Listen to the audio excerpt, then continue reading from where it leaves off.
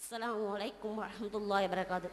அடுத்து டாக்டர் சவுந்தரராஜன் என்ற பெயரில் படித்து பட்டம் பெற்று 4 வருடங்களுக்கு முன்பாக இஸ்லாத்தால் கவரப்பட்டு இன்று முஹம்மது சவுந்தராக இருக்கின்ற சகோதரர் பேசுகிறார். அஸ்ஸலாமு அலைக்கும். நான் பார்க்கவ குலம் என்ற உடையார் குலத்தில் பிறந்தவன். நான் படித்து கொண்டிருக்கும் பொழுது, கல்லூரியில் படித்து கொண்டிருக்கும் பொழுது, ஒரு தீவிர இந்துவாக இருந்தவன். அதாவது தீவிர இந்து என்றால் நீங்கள் நினைத்து பார்க்கும் அளவுக்கு இல்லாத அளவுக்கு, நினைத்து பார்க்க கூட முடியாத அளவிற்கு ஒரு தீவிர இந்துத்துவவாதியாக நான் இருந்தேன். நினைத்து பார்க்க முடியாத அளவுக்கு என்றால், நான்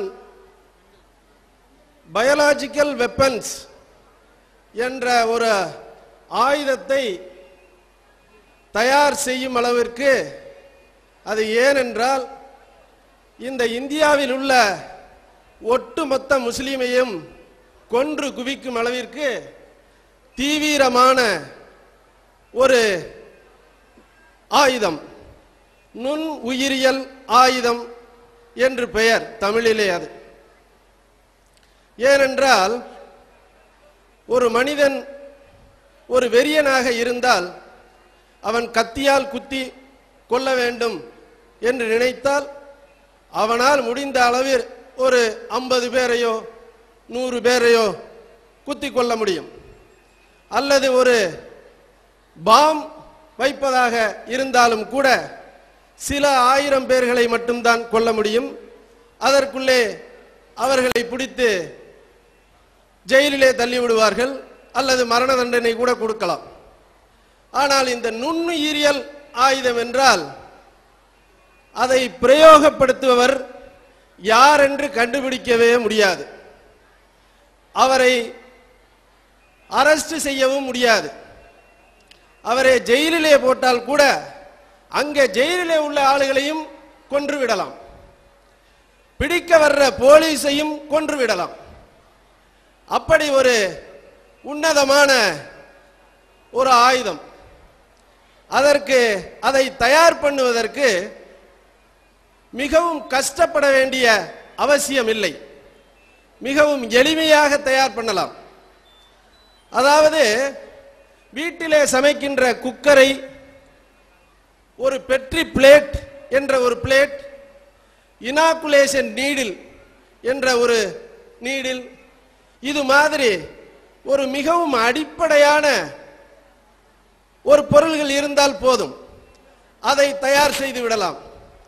அந்த அளவிற்கு என்னால் RSS காரர்களாலும் இந்த பஜ்ரங்கள் தள் மற்ற அமைப்பினராலும் தூண்டப்பட்டு மிகவும் நிதானமாக, ஒன்று வெறியன் என்றால் ஒரு அவசரமாக முடிவு எடுப்பவனாக அல்ல, நிதானமாகவும் நிதர்ச்சையாகவும் இந்த ஒட்டுமொத்த இஸ்லாமிய மக்களை கொன்று குவிக்க வேண்டும் என்ற ஒரு பேர் ஆவலுடன்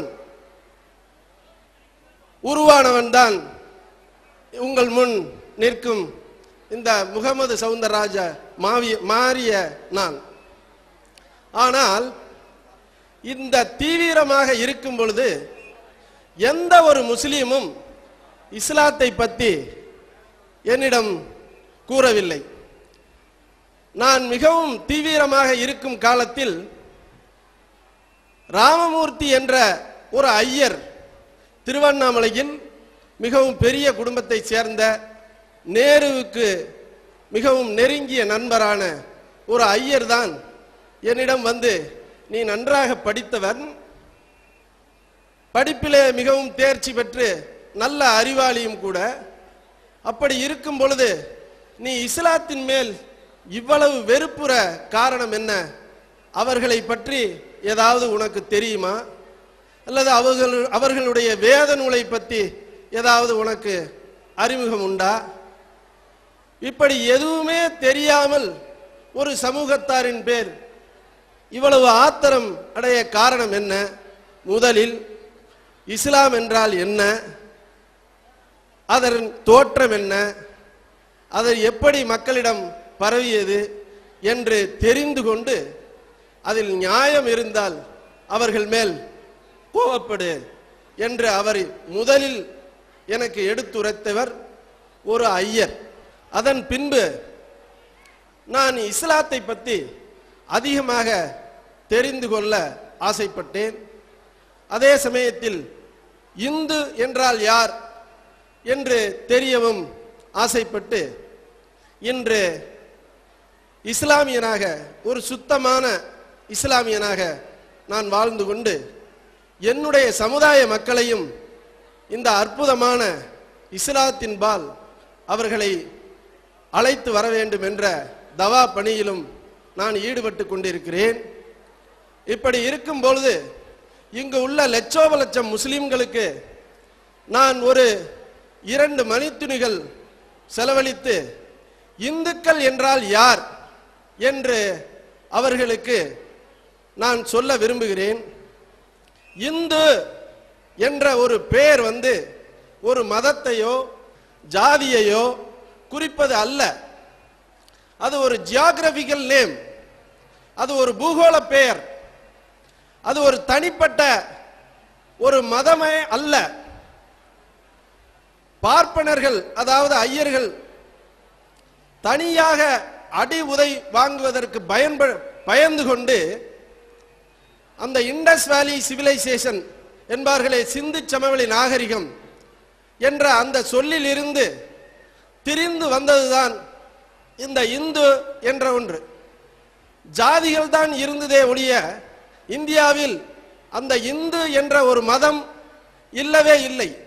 அடி வாங்குவதற்கு பயந்து ஒளிந்த இந்த பார்ப்பனர்கள் நாம் மட்டும் அடி வாங்கினால் அழிந்து போவோம், ஆகவே இந்த இந்து என்றொரு போர்வையில் அனைத்து ஜாதிகளையும் ஒன்று கூட்டினால் நாம் நிரந்து அடி வாங்கிக் கொள்ளலாம் என்ற ஒரு சூழ்ச்சியின் காரணமாக அந்த பூகோள பெயரை அந்த ஹிந்து சிந்து நதி கரையில் வசித்தவர்களால் பெயர் சூட்டப்பட்ட அந்த இந்து என்ற ஒரு பெயரை அவர்கள் காமனாக்கி, அதாவது சமத்துவமாக்கி இந்து என்ற ஒரு மதம் என்று அவர்கள் பொய்யாக அதை தோற்றுவித்து விட்டார்கள்.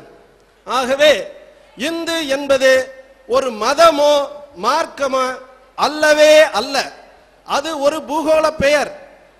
சிந்து நதி கரையில் வசித்தவர்கள் என்றுதான் பேரே ஒழிய உங்களுக்கும் ஹிந்து என்று கூட சொல்லிக் கொள்ளலாம். ஏனென்றால் நீங்கள் சிந்து நதி கரையில் இருந்து அப்படியே வந்தவர்கள்.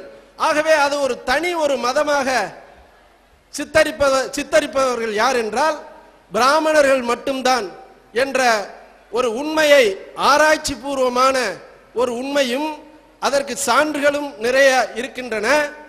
இந்த உண்மையை உங்களுக்கு சொல்லியவனாக நான் இதிலிருந்து சற்று விடைபெற்றுக் கொள்கிறேன். வாஹிர் தவான் அல்ஹம்துலில்லாஹி ரப்பில் ஆலமீன்.